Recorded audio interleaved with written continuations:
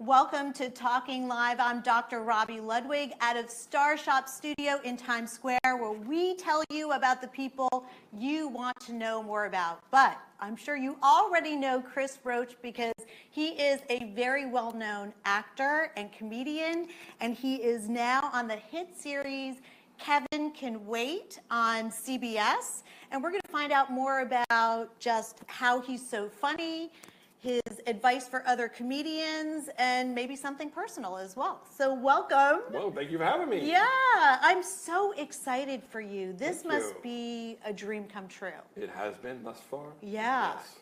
Do you want to tell us a little bit about how you got found for this character? And you play Mott. Mott. Who is the best friend of Kevin, or Yes. one of his friends? One of his friends, yeah. Okay. And you were discovered. Kevin discovered me at a comedy club on Long Island, which is something that, like, from you heard back in the 80s, like somebody was in a comedy club and this guy walked in. I was at a comedy club 10 minutes from my house on Long Island on a Wednesday night. And everybody should know that you are a native New Yorker as well. Okay, so good Long Island, right? New Yorker. All right. New Yorker. So you were doing your thing 10 minutes from your house. Yes, and I was about to go on stage. I'm looking at my notes. I'm like, okay, I'm going to do that joke. And at the corner of my eye, I see the door open, and I see Kevin come walking in with his entourage, Rock Rubin and Danny Guire. And I said to myself, I remember looking at my notes saying, just stay calm, don't rush, don't panic, just do your thing. Yeah. And I went up there, and I did my 10 minutes, and I got off stage. I didn't get to meet him that night, but I found out later on that 10 minutes ultimately got the ball rolling. That's all it takes, right? Yeah. 10 minutes and like 10 years of practice. Yeah, and then people say, you're an overnight success. That's right. That's how people are describing you, as an overnight success. And you know how challenging it is to be a comedian on the road. Right? It's there, you know, it's there. They say it's lonely on the road. It really is. Thank God for FaceTime where I could actually see my wife's face. I'm like, I miss you. Your wife sounds wonderfully supportive. Awesome. Yeah, she's great. You really describe her as a very supportive person. And I guess you need someone really supportive in this business because it's highly variable what can happen. There are ups and downs. Oh boy. Even when you're on top, there's still like little rejections here and there. You just gotta stay focused and you stay positive, and it's not easy. And my wife, I'm very fortunate that she's a good shoulder to cry on. And but she also is good about her is she gives me that tough love that I need. Like if she sees me moping around, maybe I didn't get a commercial I auditioned for or something, she'll be like, knock it off. Yeah. Bad energy. See, that's so healthy. As a therapist, you need someone in your life who can confront you and say, okay, you've had enough time to, cry, and now it's time to get moving. Do you feel that, when Kevin came in and you knew he was in the room, did that make that harder in some ways? I think I would freak out knowing someone important was watching me. I always like to think no one important is watching me, so I could just be myself. I think that, you know what? I think there were other occasions that got me ready for that one moment where there are times where I would be performing at a comedy club and relatives would say, I'm going to stop by. I'm like, oh, please don't stop by. You don't want to perform in front of relatives. Yeah, I hear you. Yeah. But then there was a point where I said to myself, you have to stop doing that. If anybody wants to come, let them come. You got to get over. You got to get past that. So how did you do that? Was it self-talk? It was a lot of self-talk. A lot of self. I believe in the self-talk and reprogramming the brain. You take your negative thoughts and replace them with positive affirmations and. But there was a lot of, again, performing for comedy got me ready for that moment, but also going on auditions, that's to be in a little room with somebody and to bare your soul. And that. As a comedian, you have to bare your soul? Well, as a comedian, absolutely. Well, some comedians will tell jokes, and some comedians will actually tell you something about themselves. Where I have jokes, but I'm also telling you about myself. I just started talking on stage about my anxiety. You talk a lot about your anxiety and your stage fright. Stage fright. I had terrible stage fright. Terrible. Isn't it interesting that a lot of people who are on stage have stage fright? Right. It's almost in some ways part of the process. It is part of the process, and I feel like it's no longer a fear of death. It's more of like an excitement now. Before I go on stage, I feel the nerves. Did you really fear dying? Or did you fear not being received well? I think it was more of a fear of being looked at as a failure. Yeah. Because death, you know, you're dead. Yeah, you're dead. What's there to fear? It's like, all right, you're dead. I think once you realize that it's not going to kill you, once you realize that you're going to be all right. Someone once said to me, I used to work in a psychiatric hospital, and she said something that was very brilliant. I think she was the drama therapist, and she said, you know, when people have stage fright, it's what they imagine somebody in the audience thinking about them. And I was like, that is brilliant, because if you think somebody's judging you or being negative, we're very sensitive. People on stage are sensitive. We want to please, and yet there's a guarantee that somebody out in the audience may not like your joke. Some of my favorite comedians that I've worked with, they've all said the same thing, but not so many words or different words. They said they really started getting good at comedy when they stopped caring, not about the art, but they stopped caring about what they were thinking. Yeah. They go on stage now like, this is what I'm going to talk about. And this is what I have to say, and whether you like it or not. And that takes practice. Yeah. And being desensitized. I saw one of the most, did you see Dying Laughing? I haven't seen that yet. Oh my God, I highly recommend it. I was on a plane, and it's a documentary, and many comedians are talking about their experience, about being lonely on the road, making it versus not making it, how to handle hecklers in different towns, you know, because there might be prejudices or whatever the case may be. Did you have challenges with hecklers? I've had, you know, I think about a heckler is the best thing to do. I learned early on, there were times like, one time I made somebody cry, a heckler, because they came at me, and I didn't feel good about myself. Oh, really? I think I might have liked that. And I said to myself, from now on when I heckle, I'm not sure what that says about me. Be like, okay, I made you cry. I felt so bad. I'm like, oh my God, I made her cry. I guess I'd be the sadistic comedian, right? And this woman was being so mean to me during my act, and finally I just let her have it. And I felt so bad. I said, you know, from now on, if somebody heckles me, I'm just going to let the audience turn on them. Yeah, so how do you do that? What you do is, if they say something, you repeat it, and you can think of something funny to say back, but ultimately, the audience knows that you're trying to take them on a journey. Yeah. And this person keeps interrupting them. After a while, you could see the tension. And you see people start looking at them. And that's a great idea. And then I'll say, you know, everybody wants you to shut up, and all of a sudden the audience, But sometimes I like to perform, and I'm spoiled. I like to perform in a comedy room that's policed, where they have a big man that will come over and. Yeah. You know, I could see that, because it's rude. Yeah. You know, it's not okay just because somebody's a comedian to heckle them, but I guess it's part of the job. That's such an, you know what, that's such like an old thing. It's like, when people think of heckling, and they think of the 1980s when comedy was first really starting to like boom. No one really does that. I don't see a lot of heckling anymore, and I don't see a lot of, like a lot of people are always afraid to sit up front because they're afraid that comedians are going to go start picking on them. They do. You know. I've been there. Yeah, well, I'm not that guy. I take you on a journey of my own life experiences, and I throw some jokes in there.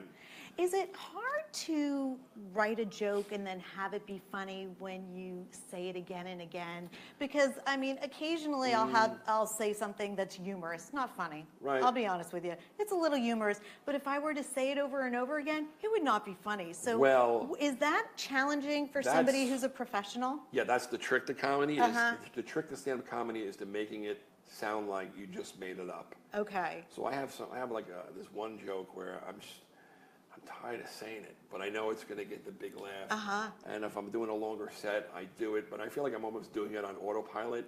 But the key is to make it sound like you just made it up. So how do you do that? Is that where the acting comes in? I think so. Okay. I think the acting.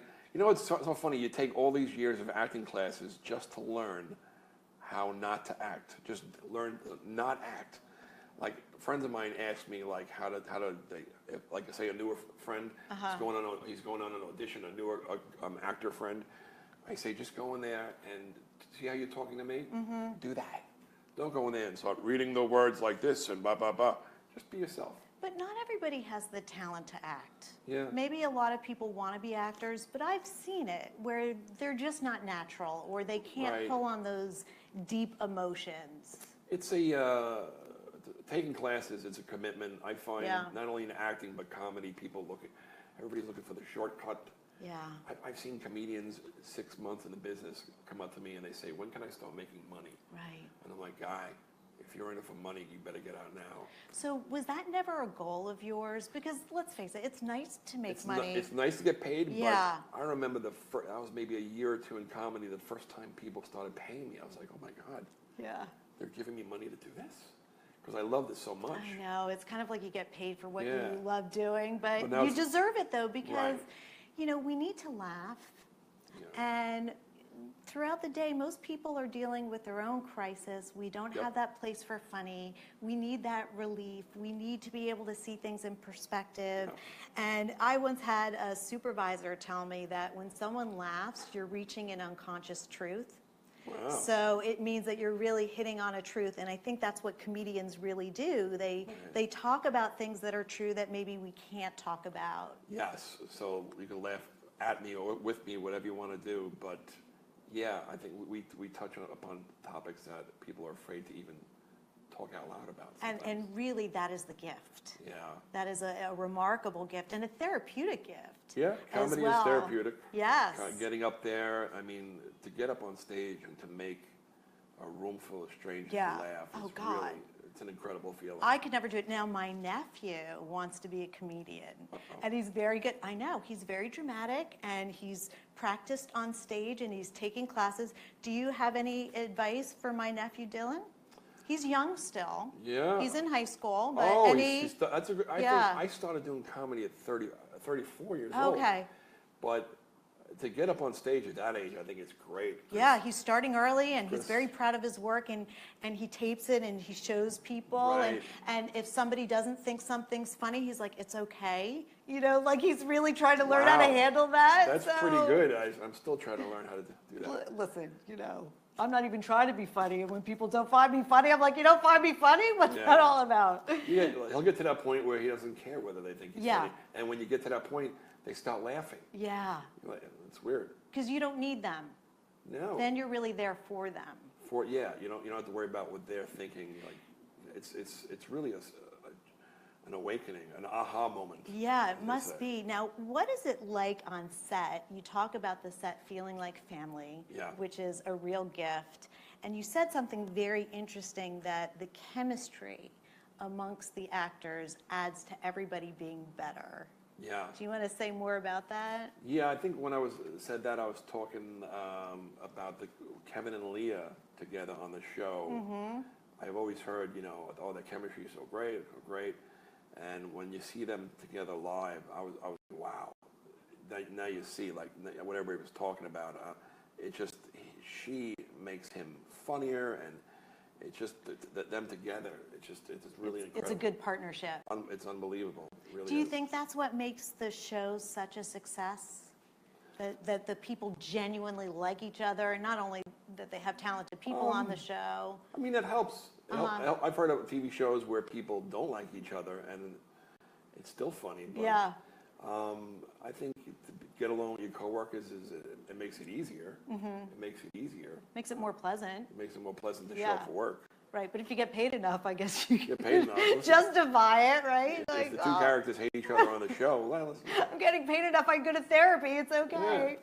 Now, is anyone jealous or envious of you? Because here you are working amongst many comedians. I'm sure you have many friends in the field, Yeah. some more successful than others. Have you noticed any changes since you've reached this level of success? There were, a little bit. I mean, I got a lot more. I have a lot of more friends than I had before. Oh, that happens. interesting. That happens, and the people, like, there were some people in the business that really didn't give me the time of day. That all of a sudden they become my best friends. And Yeah. they have so much advice for me. So what do you do with that when that happens? You know what? Just the other day, a friend said to me, it was really an interesting moment where he apologized to me. I said, what do you apologize? He goes, I want to apologize. When you first got the show, I was very upset, and I was looking at, like, myself, and, like, how come I haven't got anything like that? And I said, I want to let you know I'm very happy for you, and I'm sorry that I felt that way, and I thought that was incredible. That is really remarkable to be able to admit that. It's Yeah. very humbling. And for the rest of you guys, is that an Italian thing? Right, right. Deal with it. My mother used to do that. It's an Italian thing. Do you think that there is a difference between the person who actually reaches a certain level of success and maybe the person who doesn't? Do you think everybody wants to reach the pinnacle that you have?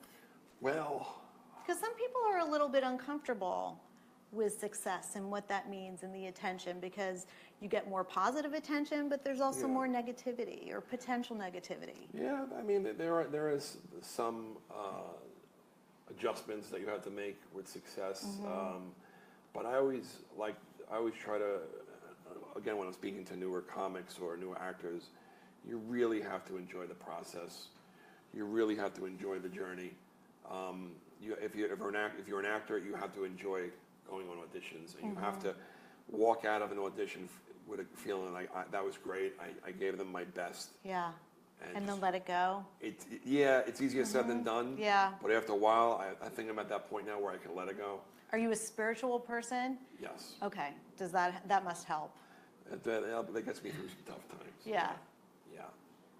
Did you always want to be a comedian and an actor? Did you want to be an actor first, a comedian first? When I was younger, I wanted to play for the New York Rangers. Okay. And then I realized that at a young age that was never going to happen. It's a shorter lifespan. Yeah. Right? It's like, when you're like 38, you're considered old, or 40. Yeah. So now it's like... as a comedian, you can work until whenever. I love it. Yeah. I love like that. I'm in an ageless profession. Yeah, which is, I am too, as the therapist part. Well, as long as I can hear and remember, I'm in good shape. I can't remember the comedian, but I remember hearing a story about this comedian where they would wheel him up. I can't remember the name. Obviously a legendary comedian. Yeah. They would wheel him up to the curtain, and he would take his cannula off, if I pronounce that. He would take it off, and he would stand up, and he would walk through the curtain, and he would destroy for an hour, and then he would back up through the curtain and sit back down in his chair. Interesting. And they'd wheel him away. He came alive on the stage. I remember I had worked with Joan Rivers, and she had a couple of events at her home, and she had this essence. She was always the funniest person in the room, and everyone wanted to be around her. So it's just a remarkable gift. So did you know that you were always gifted as a comedian? Gifted? I don't know if I used the word gifted. Because I spoke to one comedian and I said, is it genetic? And she goes, yes, it is genetic. I'm funny genetically. I was like, okay. Well, yeah, it's something that goes back to, back to being in school as a kid. Like, I always got in trouble. I was always trying to make people laugh. And I was always getting pulled out of the classroom. My parents used to have to come down to school because I was in trouble, always acting like an idiot. So I don't know if I looked at it as a gift because I was always getting in trouble for it. But you knew you were funny. I knew I was different. You knew you were different. Yeah. Do you see the world differently? I think comedians sometimes see the world differently. Yeah. We do this fun thing called Keeping It Real, where I asked you some questions. Are you willing to play along? Sure. Okay. All right. When did you screw everything up, but no one ever found out it was you? When did I screw anything up? No one found out it was you. I'm assuming it happened at least once in your life. Oh, I'm sure it did. It was probably at work somewhere, one of my previous jobs where, wow, when did I screw up? Somebody knows, probably, at home all the time. At home all the time. I would do something like, my mother used to have a mahjong group. Mahjong. Group that came Must be a New York thing. Yeah, they used to. Yeah, that and bridge, right? Yeah, the girls came over the house, and my mother always had a cake in the refrigerator, and it was always like, "Don't touch the cake. It's for my mahjong ladies." And I remember one time I ate a piece of that cake because it just looked so good. Yeah. She lost her mind, and to this day I was like, I didn't do it. Tommy did it. I think my brother got in trouble for it. Oh, that's good. It's good to have a sibling for that. Yes. Just pass the buck. If you had to change your name, what would your new name be, and why would you choose that name? Wow, if I had to change my name, my new name. You know what? Growing up with the last name Roach. Yeah. But people come up to me and they think that my last name is a stage name. It's not a stage name. I thought it was, I was like, should we pronounce it Roche? Yes. I was making you French. Roash. Like yes. I said, people call me up, maybe a bill collector or somebody, hey, can we speak to Mr. this can't be right. Mr. Roach. I'm like, nah, it's Roach, but thank you. And then like my first name's Chris, so I used to like go to the bank really quick. I would sign my check, C. Roach. Yeah. Until one day a teller was like, is your first name Kaka? That is very funny. I love But that. if I could change my name, wow. I always liked my middle name. My middle name is Brian. Oh, okay. So Yeah. that was almost my first name. So I guess I would change it to Brian. Okay. And my last name, what would my last name be? Roach. Roach. There we go. R-O. So that'll be our own little private Yes. name for you here at Star Shop. Brian Roach. Spelled R-O-A. Fancy. S-C-H. That's right. That's right. Okay. What are some things that sound like compliments but are actually insults? Oh my! Comedians get this all the time. Comedians get this all the time. When people are leaving a show and we greet them at the end of the show, they'll say things like, "You were funny." The worst thing is to be sitting next to, like, you don't want to stand next to the headliner, because a lot of times they'll say to the headliner, "Oh my God, you were so funny," and they'll look at you, they go, "You were good too." Right. You were I good can too. see where that would be an insult. Some woman asked me, she said to me, "Do you commentate anywhere else?" I was like, "Commentate? Commentate?" They probably thought you were like a sports anchor. I think I you don't had know. that look. Yeah. What age do you feel now and why? What age do I feel now? You don't have to tell your real age. Well, I definitely feel younger than I am. I Yeah, really me too. do. Sometimes I think like I'm the same guy I was when I was like 16. In my head, I'm like, did I grow up? I mean, I look older, but I still feel like the same idiot. That teen is alive and well in you. You know, sometimes I'll see a beautiful girl. I'm like, wow, she's so beautiful. And maybe, you know, if I wasn't married, I would ask her out. And I'm like, wait a second, she's like 22 and you're 49. What the hell are you thinking? Like, I don't think in my head. I'm like, I could probably have a shot with her. Yeah. Like, hello. Do you have kids? Yeah, I have one son. He's 26. My son Andrew. No way. Yeah, I was young. Oh my God, you was must young- have been. I was young Do they and- think you're brothers? We do look alike. He's like me with Oh. blonde hair and blue eyes. Okay, and he's funny too? He's very funny. Oh, does he want to be a comedian? He actually tried it when he was like 16 years old. He was. I got him on stage. See, one of my concerns about my son is I was concerned that he would have the anxiety and the stage fright. And I remember, like, when he was younger, he wanted to rent a movie at Blockbuster or a game at Blockbuster Video, and I would give him my Blockbuster card, and I would give him $20, and I said, go in there and get the movie and come out. He's like, by myself? I'm like, yeah, I'll be right here watching you. So I was always concerned that he would have that. So he started doing comedy for a little while, but then one night he felt real pain, and I warned him. It was a bar show, and there was like 20 people at the bar. There were some of them watching TV, and I said, just so you know, this isn't a comedy club, so get ready. The audience may not give you the response that the comedy club did. So it was that night that he felt real pain. Oh. And he went to, I think right around there, he changed the music. Okay. So now he's in a band. All right. Well, he, whatever works, right? Yeah. I'm sure you're proud of him. Very. Whatever he chooses. Okay. How do you spend your free time? I spend my free time writing. I'm always trying to write my new jokes, but I like playing the guitar. So I'll play my guitar. I got my 2 puppies who are my babies now. I got my 2 dogs. So free time is writing, playing the guitar, and spending time with the family. Well, we are so happy that you chose to spend time with us. Oh, thank you. We're thrilled about your success and Thank can't you so wait much. to watch Thank you. the new season. Kevin can wait on CBS. Don't forget to watch this very, very funny, lovely man. And what you can't see probably sitting here is that he's also very tall and did not put that in my face at all. So thank you for joining us, and we'll see you next time.